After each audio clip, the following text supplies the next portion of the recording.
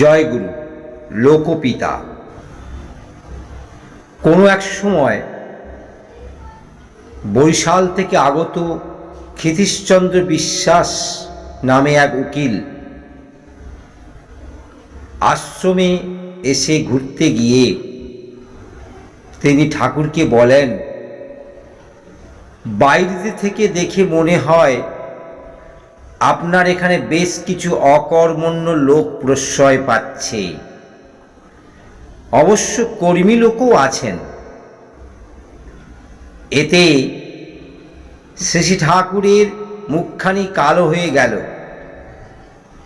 তিনি প্রাণস্পর্শী ভঙ্গিতে বললেন, I am the foolish father of so many fallen sons.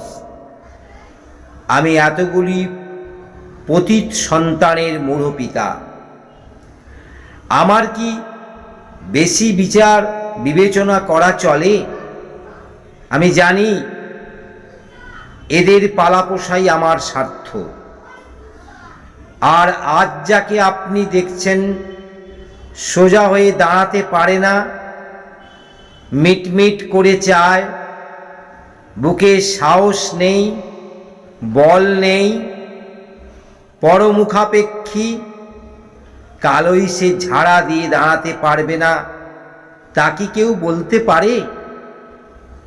আবার আজ হয়তো যাকে অকর্মণ্য দেখছেন, একদিন হয়তো সে কঠোর কর্মা ছিল।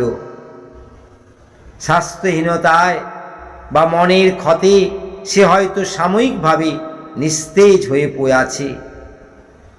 আপনি যদি কোনো কারণে সাময়িক বা স্থায়ীভাবে অক্ষম হয়ে পড়েন, তবে কি আপনার বাবা মা, বউ, ছেলে পেলে আপনাকে ফেলে দেবে?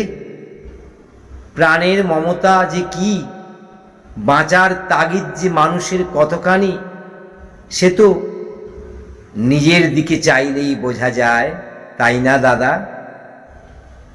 ঠাকুরের কথায় ভদ্রলোক নির্বাক বিস্ময়ে চেয়ে রইলেন। জয় গুরু, বন্দে পুরুষোত্তমম।